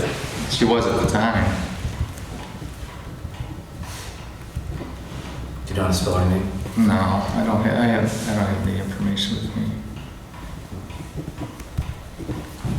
Is that something that you would include in your report? That you spoke to a detective in another agency about a case that you're working on? Well, as a missing person and information in regards to not being able to compel anybody to take that polygraph, I advised Detective Wazik of the information just so he was aware of it, that I spoke to them, and that they gave me no information, so there's no information to add to the report, other than the fact that at that point in time they weren't going to come in for an interview, or they had not. Just like we called everybody else initially in the investigation. Do you have any idea where she may have been or anything? No, I know nothing. Well, that's negative information in regards to the report. At that time, as a missing person, I didn't do a supplement to that. It was a phone call. So I just want to make sure that I understand this. You requested that MSP do a polygraph of David Romain and JoAnn Matouk in the same method. Okay, let me ask it this way. How did you ask the MSP to conduct the polygraph of David Romain and JoAnn Matouk? Did you call a number? Did you send an email? No, we called. Who did you call? We first talked to them, and they were willing. They voluntarily were willing to take a polygraph. So we called the state. I don't know if I called or Keith called. We called the state police and set an appointment, and I went down there for both of them with Keith. Okay, so you called David and John and asked them if they would take a polygraph, and they said yes. Well, during the interviews with Keith, apparently at some point in time, they were asked Okay, I'm sorry. Yeah. When I say you, I mean your department. Your department Yes. asked, I'll be more clear about that, Okay. asked David Romain and JoAnn Matouk to take a polygraph, and they agreed, right? Yes, So then you called MSP? yes. Who did you call at MSP? What number and who did you speak to? Well, the 248 number, they're over here on 11 Mile and or 696 in Greenfield. That's where they do the polygraphs. I don't recall who I spoke to. On 10 Mile and Church. Right. Is that the one you're talking about? Yes. That's where they do the polygraphs. You probably know that area better now. Now I do. And so you just called the number and said, hey, I'm Pazuchowski, I'd like you guys to take some Yeah, we polygraphs. signed, yeah, that's how you do it. You just Okay. sign, they just Did you set do- up a polygraph. Did you, the same way you did that, did you also call, or did somebody in your department ask Bill and Tim Matouk if they would take polygraphs? Yes, And what did they say? but they had no reason to take a polygraph. Okay, so they told you no, right? They declined your invitation to take a polygraph. Or the state police. Well, That's what I want to know. Is Yeah. it, with David and John, you asked them, they said yes. then Yeah, you because I called MSP. don't know them. With Bill and Tim, you asked them and they said no. I told them, first I talked, when I called them and wanted, if you have any information, or any suspects you might have that may be involved in this or know where JoAnn is. No, we know nothing. So they had there was no reason for them to come in for an interview. They had no idea and nothing to give us. Same thing with Tim. And I let them know that I'm going to ask that you take a polygraph and I'm going to call the state police because of our professional relationship with you. I want the state police because Michelle is accusing them of being involved somehow in this. So with that being said, I said, you know what? I told Keith this, and I'm going to call the state police. I'm going to have them speak to them, see if they're willing to take the polygraph, which we can't compel them to take. Right, so you have a professional relationship with Bill or Tim or both? Both. Okay, please describe your professional relationship with Bill. Well, he's had a business. I've been there 30 years. I bought cigars from that store. I bought a beer from that store. I've known him. I was the fire inspector. I had to go in and inspect the business. But, I mean, strictly professional. I've never been out with him socially. him or his wife, or children. But enough of a relationship that you believe there was a conflict for you to investigate him? Yeah, I felt as it'd a be better. potential suspect? I felt it would be better to call the state police. Same for Tim? Absolutely. Okay, and did you ask, what exactly, let me ask you this, when you called Michigan State Police, you called that same 248 number? No, the detectives, well, it's a 248 number, but the detectives are located at a different location. If you call the state police, you get that information. Okay. I want to know who you called, though. Do you know who you called? I don't recall. Okay, you called a different number? I had numbers on my Rolodex for the state police, so when I was over there. So you called the MSP and asked them to conduct interviews? I may have called Tawana Paul directly because I've used her in so many different cases. Oh, you have used her in so many different cases? Yeah. Okay, At so the time. you may have called her directly? I may have. I had her number in the Rolodex. And you asked her, I'm saying I may have. okay, whoever it is that you spoke to at the MSP, what did you tell them during your first phone call with them about Bill and Tim? I told them we talked to the state police and FBI and basically summarized the case and what we had at this point in regards to the case to see if they had any ideas or suggestions or anything else to help us with. And in this case, I said, there's two people I'd like you to talk to see if you'd ask them if they're interested in taking a polygraph. I have a professional relationship because one's a police officer, detective, and the other is a business owner. So I felt it'd be better if I had one of your detectives make a phone call and just talk to them and see if they're willing to. This is Tawana Powell that you're talking to? I think so. Okay. And this person that you spoke to may have been Tawana Powell, may have been somebody else. What did he or she say to you? Not a problem. Okay. Did he or she ever get back to you and advise you as to whether or not Bill or Tim agreed to an interview or a polygraph? I don't recall. I just know that they obviously did not take a polygraph. So you never followed up with Tawana Powell or anybody else at MSP? I'd have to believe that they contacted me. I just don't recall. 6 years ago. Is that something you would have included in your report? I would pass it on to Detective Wozak in regards to them not taking one, and that would be it. If MSP refused, or if Bill and Tim refused to do a polygraph, what would be the next step for you guys to take at the Grosse Pointe Woods Department, considering that they were named as possible suspects, if anything? Well, at that point in time, we still had no evidence that a crime was committed. Right. So, And you had I'm nothing to- investigating, at this time, I'm investigating a missing person until I find evidence to believe that a crime was committed. But you also had only speculation and assumption that it was a suicide, right? It's everything's speculation at this time, right? Okay. We have no direct evidence.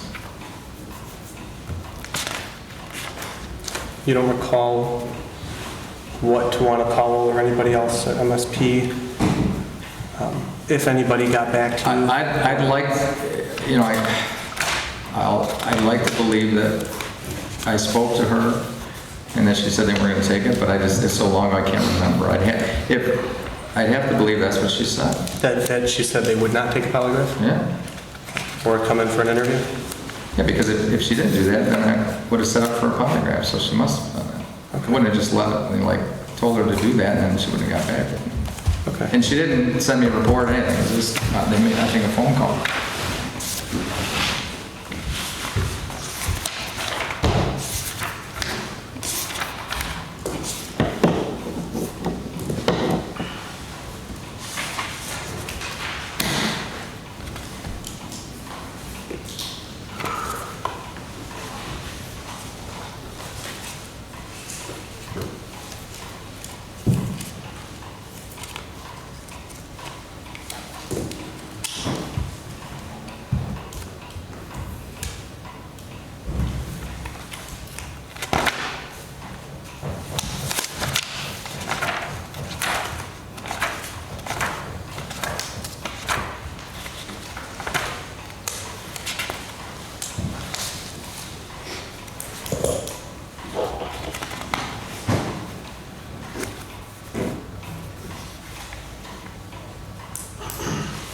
I want you to look at your report, 37.6. Excuse me, point. I'm sorry? Point 6.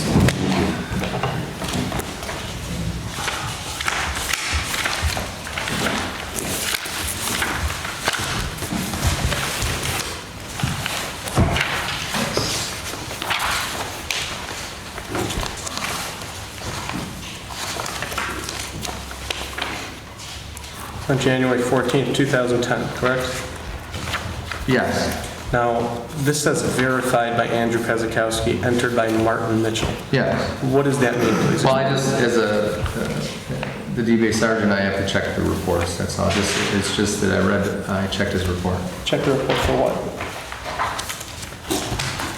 Just to check the report to make sure it was completed and that he had his information in there and it was verified. That's all. Not for accuracy. This report mentions that she was advised that the case originated in the farms, then ended up here, and then back to GPF due to witness stepping forward. Do you see that? I'm sorry, which paragraph were you reading? The second paragraph. Yeah, I spoke. To Shirley. Shirley advised that she had received the facts and was assigned to complete the report for Crime Stopper. She was advised the case originated in the farms, then ended up here, and then back to GPF, Grosse Pointe Farms, due to a witness stepping forward. Right? He was also advised Grosse Pointe would be assisting with some kind of investigation anyway. Yeah. Did a new witness step forward between January 13th, 2010, when you received the case in the evening, and January 14th, 2010 at 11:04 a.m.? Yeah, I don't recall. Did the case indeed go back to Grosse Pointe Farms due to a witness stepping forward as of January 14th, 2010? I don't recall. I don't remember reading this for you. Do you know whether or not a new witness stepped forward between January 13th in the evening and January 14th at 11:04 a.m.? I don't recall, no. Would that witness be identified in a report here, or in any of your reports? Who that witness would have been? One of Detective Wozniak's reports, maybe. I don't know. Any idea what kind of witness No? well, let me ask the question. What kind of witness would have to come forward for the case to be kicked back to Grosse Pointe Farms after it was already given to Grosse Pointe once?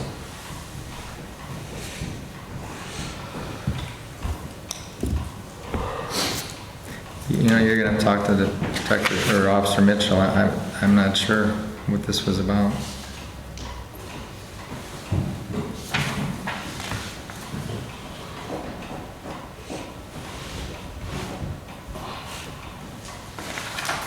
Sounds like they were confused who was investigating the case, but I don't know.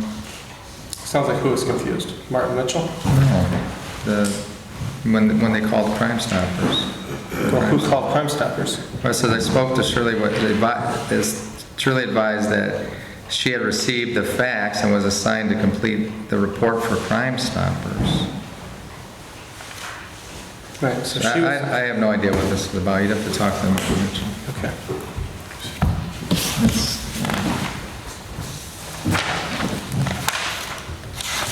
At least I don't recall.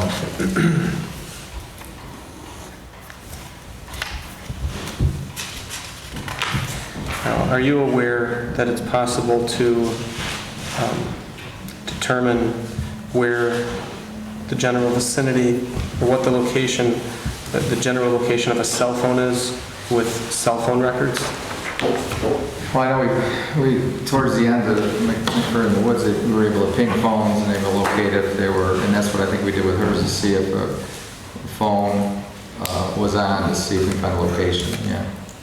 Yeah. And if you look at report number 37.7, please.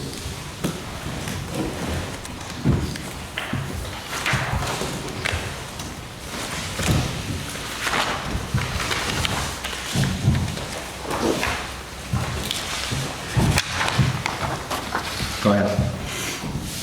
37.7, dated January 14th, 2010, at 1:11 p.m. Again, this is entered by Martin Mitchell and verified by you, right? Right? Yeah. And the officer who entered this report says at the very end that Joseph stated her location was 0.2 miles from that tower. You see that? Yes. So,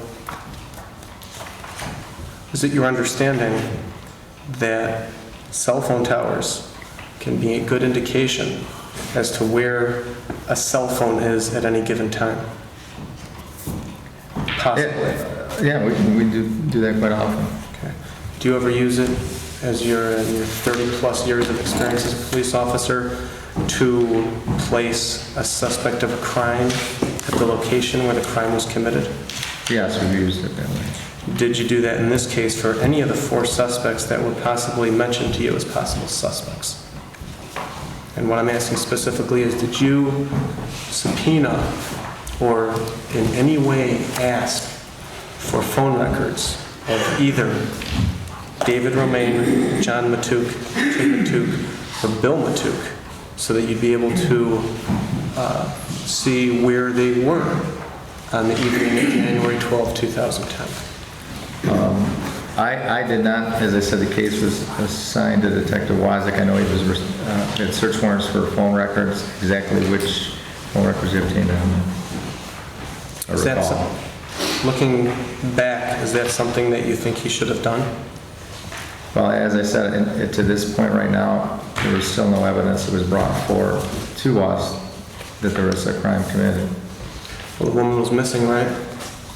Yeah, a missing person And at the her- time. I'm talking about at the time, it was a And missing her person. purse was torn, right? Do you know whether or not her purse was torn?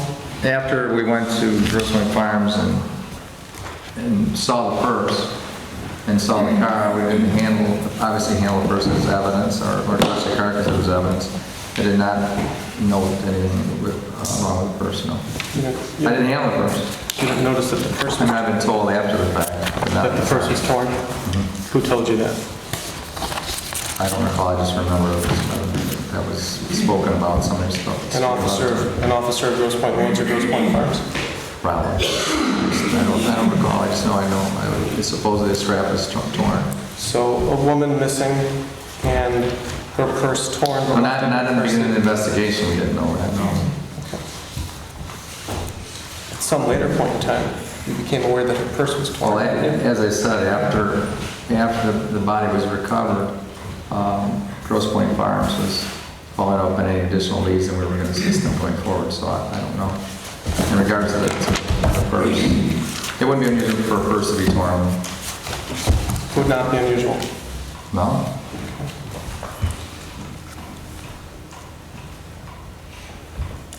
You were here during the testimony of, is it Lieutenant Wazin? Yes. And you heard me asking him questions about various witnesses who came forward with different information. Do you recall that? I think so. Well, there was a witness who came forward and said that, I'm paraphrasing, Yeah.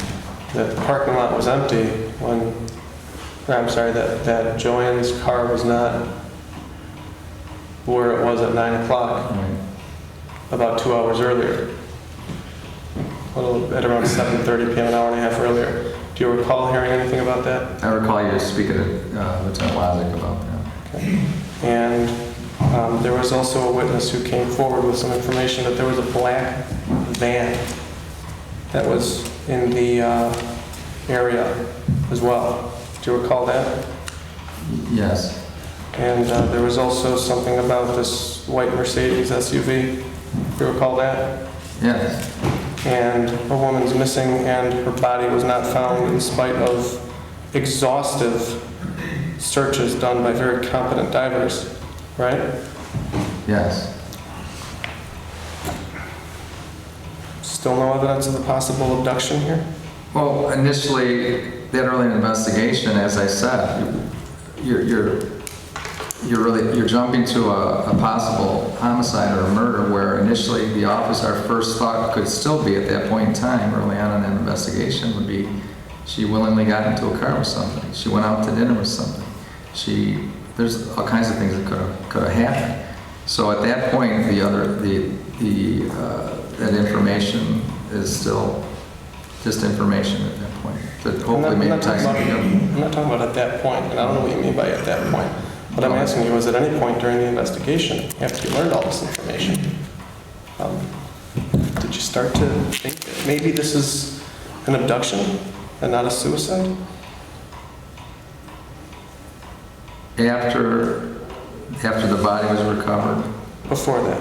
I'm talking about when the witnesses came forward with the information that I just reminded you about, that we Yeah. discussed with Wazak. Well, that'd be good information to have and to look at and to follow up on it.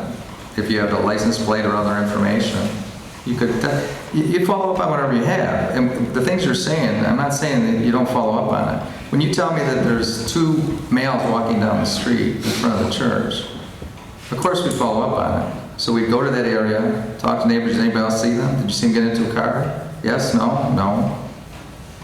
You're pretty much done there. So in regards to the cars too, black SUVs, Mercedes, Lexus. Unfortunately, there's a whole lot of those in our area. And if you got a plate, that's good information. And those are good things to follow up on in a case where you don't know if it was a suicide, accidental death, or a homicide. Absolutely, I totally agree with you. That's good information.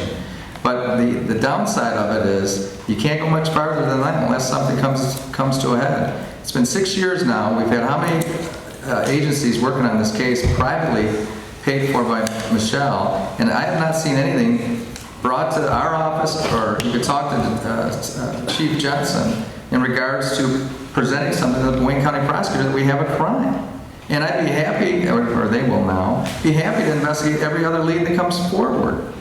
You're talking to me like we're not going to, this isn't pertinent and we're not going to investigate. Of course we will. If we had a license plate, that would be real helpful, and then we can go there and speak to them, right? But you're not, do you have a license plate on that vehicle?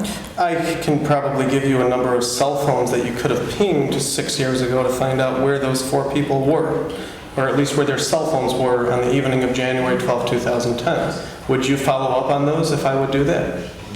I may object to the form of the question because it assumes you can do that without some sort of warrant or something. Last time I checked, there's a Fourth Amendment right to be free from unreasonable searches and seizures, and having cops going around pinging cell phones based on somebody's complaint that they might have committed a crime sounds more like Soviet Russia than it does Grosse Pointe Woods or Farms.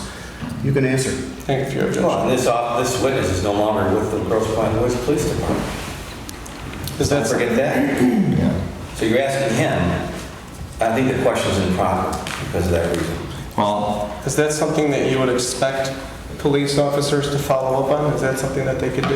if I had information that could focus on one of these 4 people that somehow, and I'd like to know how they did something that at this point I wasn't given any information of a crime, but if there was, that would focus to that direction, that would be important. That would be information that could lead you in regards to where they may have been. Whether it would, but at that point, and at this point, even today, there's still no evidence to investigate. But if it comes forward, I'm sure the farms would be happy to investigate, and so would Grosse Pointe Woods. Did you ever become aware that there was a phone call that took place between Tim Matouk and JoAnn Matouk Romain in the weeks leading up to her disappearance, after which JoAnn turned to Michelle, who's seated to my right, and said, "If I ever disappear, look at Tim Matouk." Yeah, Michelle told us that. I don't remember when in regards to that.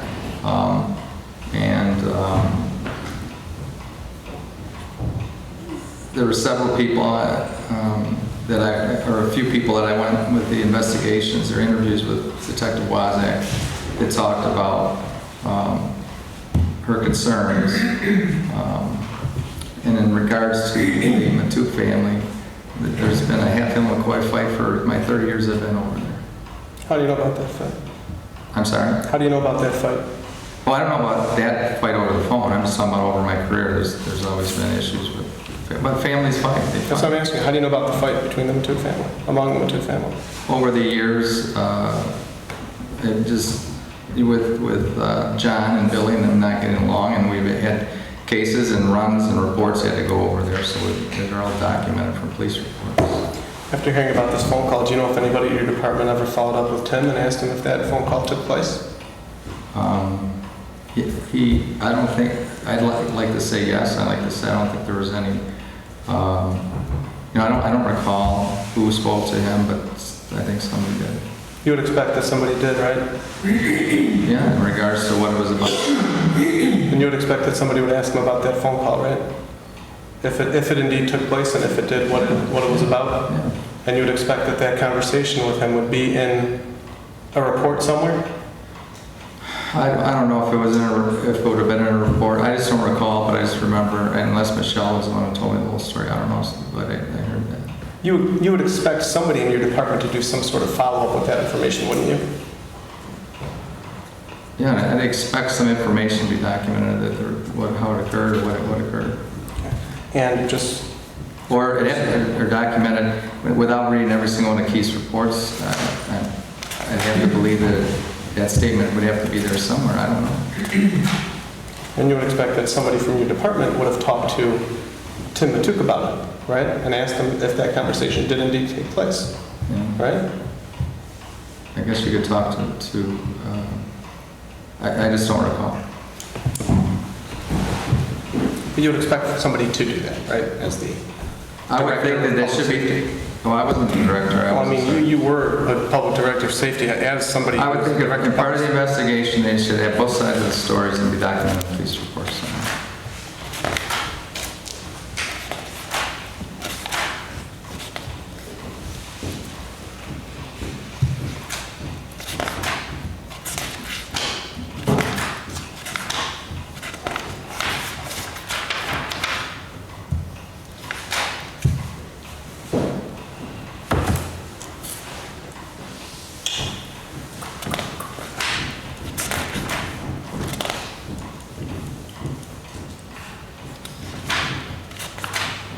Did you ever come to a conclusion as to whether or not JoAnn Matouk Romain suffered from any mental illness?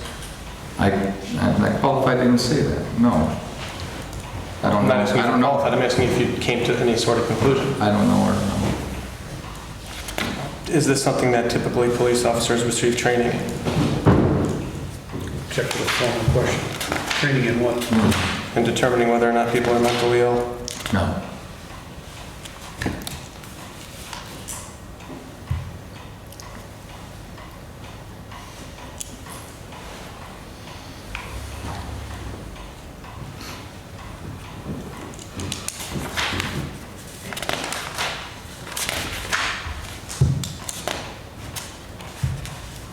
I want you to assume for a moment that there's nothing in any of the Grosse Pointe Woods reports about any of the Grosse Pointe Woods officers asking Tim Matouk about this alleged conversation that took place between him and JoAnn Matouk Romain. Would that mean that no follow-up was indeed done with Mr. Matouk, with Tim Matouk? No, it doesn't mean that there was a phone call or a conversation. I just don't recall. If some follow-up was done, would you expect that to be in a report? But as I said earlier, it would be good to document both sides of the story. So the answer to your question is yes? Yeah. You would expect that to be in the report? Depending on what the incident was, what was said. If it was a verbal argument, not without threats, if it was being investigated for some form of charges, it just depends. I'm not going to speculate, I don't know. I'm not asking you to speculate. After hearing one side of the story that Michelle said, that she was sitting with her mother and that her mother got a phone call from Tim Matouk. After she hung up, she turned white and turned to Michelle and said, if I ever disappear, look into Tim Matouk as a suspect or something along those lines. After hearing that one side of the story, Well, that's a story. I don't know what the mother then didn't tell her what he said. that's true. So I don't know. I'm just asking you, assume that you heard that, Right, right? right. You heard that from Michelle, right? Right. Okay, so you would expect some follow-up to be done with Tim to find out whether or not... As I said, I just don't recall when that was brought up and exactly what was done. I do remember bringing it up at some point or saying it to us. I don't know where it was. or when. And you don't know if any follow-up was ever done with Tim Matouk, do you? I don't recall. In regards to that. If indeed you didn't follow up with Tim Matouk about that, and as far as you know, Michigan State Police also didn't, is there anybody else who would have? I don't know. Either would have been Detective Wozniak or Detective Mitchell at the time, or Detective Shu at the time. I don't recall.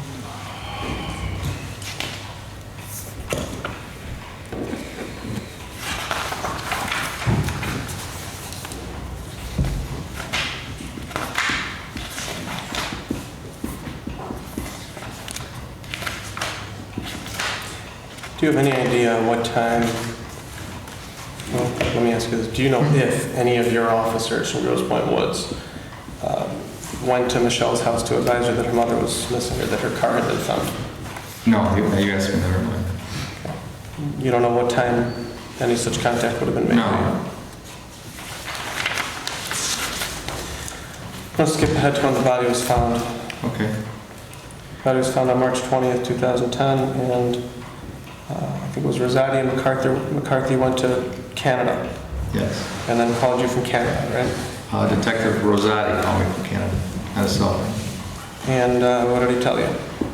they were standing over, we found JoAnn, we were standing over the body of her, at the water's edge in Canada. That's all I can remember. Did you ask him why he went down there why he went to Canada instead of calling you guys, since it was your case? In the beginning, when I talked to Keith, I was questioning, like, I wonder why we were called. And later, and then when we got there, my focus was on, obviously, the case again and not arguing with the detectives. And later, I found out the reasons why. In fact, that they were notified, and not us, but I think it was the Coast Guard, and that they weren't 100% sure. And since they were part of the case, which they were, obviously part of the case, they went to confirm that that's who it was, and as soon as he realized that's who it was, he called me immediately. As I said, they didn't even move the body when he called me. But by the time we got there, she was already at the hospital. I'd like you to point to look at report number 37.31. Yeah, that one back. Yeah. I'm sorry, 37 point? 31.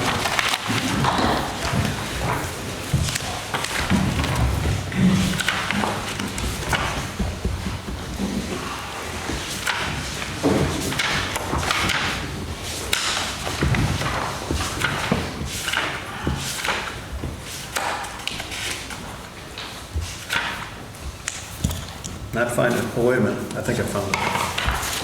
Got it.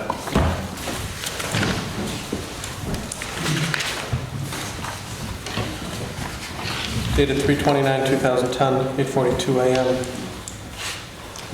Looking at page 1, do you know what this report is?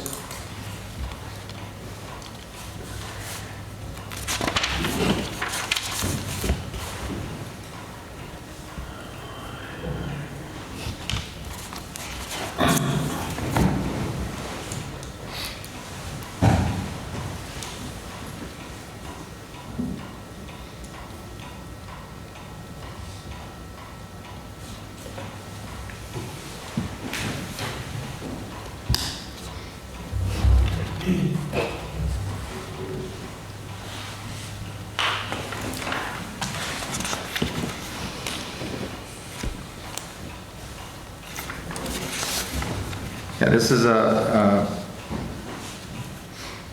I'm missing one. Oh, I'm sorry, no.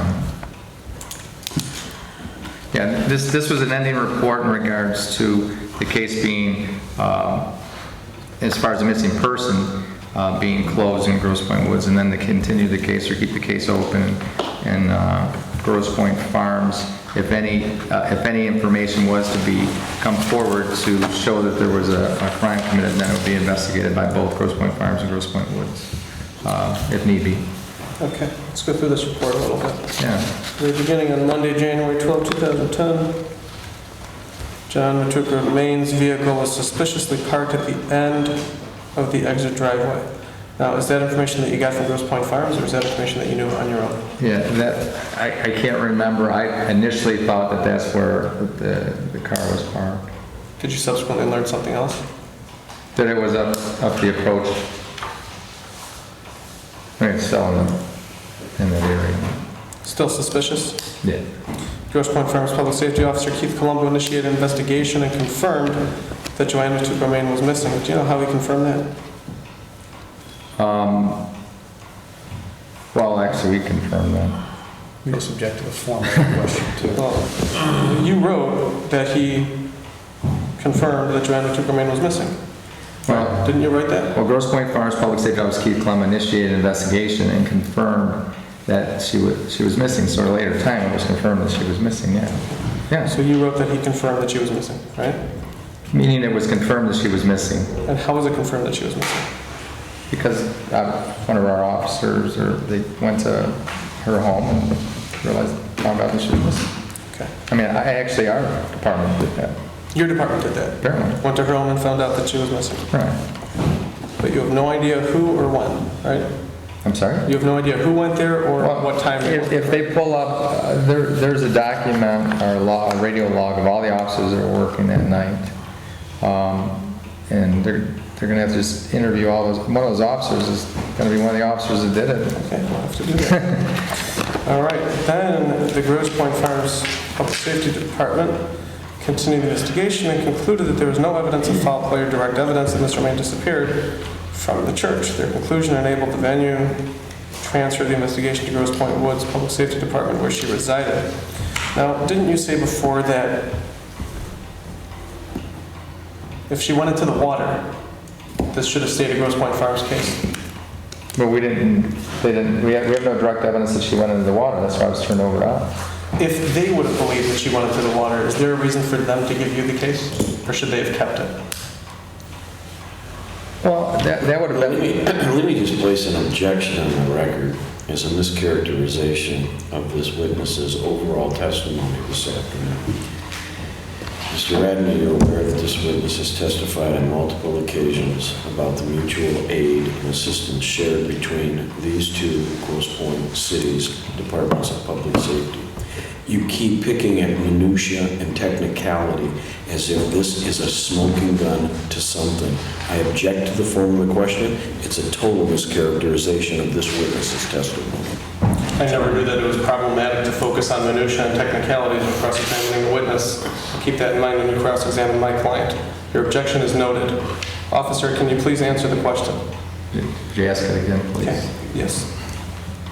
If the Grosse Pointe Farms believed that she entered the water, based on what your testimony was before, if I understand it, it's that venue should have stayed in Grosse Pointe Farms. True? Well, they shouldn't have. The right thing to do, if you don't have direct evidence that she entered the water, then the right thing to do would be just like the prosecutor's office would tell you or told us, is that it should be handled by where the person resides, and that would be Grosse Pointe Woods.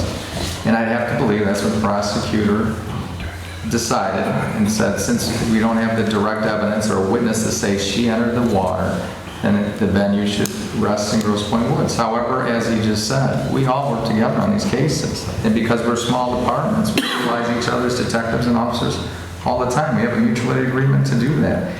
So whether it was left with the farms or left with us, as long as it's investigated, that's what's important. The other thing that's important is, as you know, is if there is a crime committed, we need to make sure we're in the right venue in regards to future charges. So looking back, you agree with Grosse Pointe Farms' decision to give this case to Grosse Pointe Woods on January 13, 2010, or do you disagree with that decision? No, I understand why this would happen. Absolutely. Yes, I agree. I agree. A thorough investigation was started involving but not limited to trace evidence, physical evidence, phone, bank, and electronic records, witnesses, family members, associates, and all investigative tips. So the investigation included all of those things, right?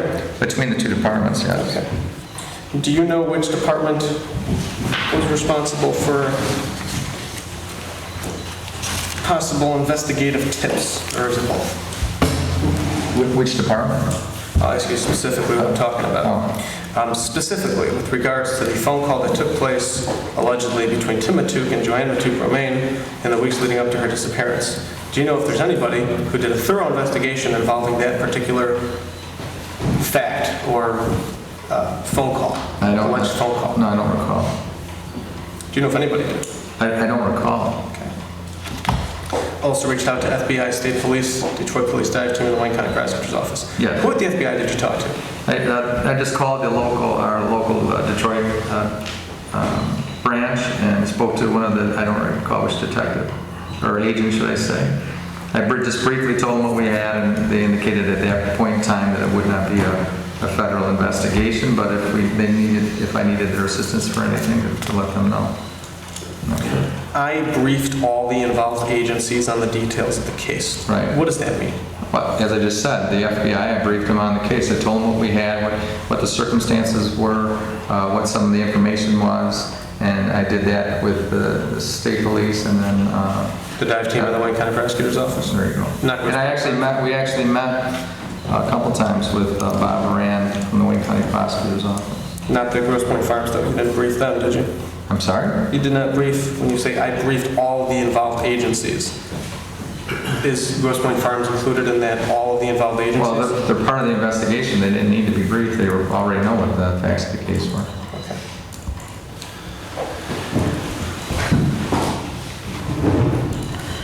Now, you talked to Dr. Oxley about his autopsy findings, right? Yes. And he indicated that there was no evidence of foul play and did not believe that the toxicology report be of evidentiary value, right? Yes. Because of the amount of time that the body was in the water. He also told you that the body's distance of travel was consistent with the timeline. He told you that. Yes. And you put that in your report. That's what he told me. And do you know what Dr. Oxley, what his area of expertise is? Is that, first of all, is Dr. Oxley a man or a woman? I think He's a man. Right? Okay, that's what I thought. Did he, do you know what his area of expertise is? No, he was the medical examiner. Do you know if he's got any expertise with water, currents, bodies traveling in the water? According to him, he's got experience pulling several bodies out of the water and the location. In fact, he said that if her hair would have got hung up in the fence, that she would have been way down, a lot further down the river in that amount of time. So from his personal experience... What about finish? Wait. I didn't hear what he said. Well, then ask him to repeat himself. What the doctor told me was that if she got hung up in a fence that was in the river underneath the water, her hair got tangled up into that fence. And he said that if it wasn't for that fence, she would have been several miles past where he was located. But he said the amount of days, when I asked him about how long she's been in the water, he said that was consistent with the distance she traveled, and then brought up the fact about the fence, and that he's pulled several bodies out of the river, and that's from his own personal experience. That's what he gauged this distance of travel and the consistency. How did he know? Did he tell you how he knew that her hair was stuck on the fence? Well, when they pulled her out of the water. You pulled her out of what? Her hair was stuck to the fence? I wasn't there. I'm just telling you what he told me. I'm asking you if he told you. No. Okay. He just told me that her hair was tangled around the fence. He told me It that. was tangled around a fence when her body was found? Yes. Oh, okay. So when it was found, it was actually at that time tangled around a fence. Yes, in the water. So you just got done And if not for that, it would have traveled even further. Absolutely. That's what he Okay. said. Does anybody have any idea, as far as you know, how long her hair was tangled on that particular fence before it was found? I don't know. Okay.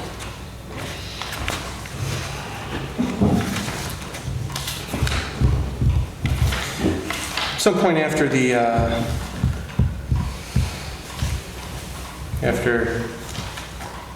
her body was found, are you aware that the reports of your officers were FOIA'd? Yes. And are you aware that somebody at the city of Grosse Pointe Woods refused to abide by the FOIA request? I object to the form of the question. They're refused to abide by it. Let me rephrase it. All right, I'll let you rephrase it. Refused to share the requested reports. Same objection. There are a lot of reasons why someone might not share something, including all the exemptions that exist in the Act. And so if you know, go ahead. Yeah. There was an interpretation error, if you may, with the city attorney, who felt that he chose not to release the information because he feared a lawsuit from the party. And I don't recall what the information was, whether it was bank information or that I don't recall. But he ended up having to go up, obviously, because of that lawsuit. And he explained to me, per the judge, that she felt that his interpretation was wrong and that they should get that information, but she understood why he interpreted it the way he did. Therefore, the city basically just said that they paid attorney fees in this case. They were not fined for not giving that information. So, I'm sorry. I'll let you done, sir. Go ahead. No, I'm done. No, I'm running out of... How much time do you have left? Just a couple of minutes, maybe two. Well, I'm just about done, but I imagine there's going to be some cross-examination. You good then? All right, just a little, and just one. Mr. Pazuchowski's Deposition.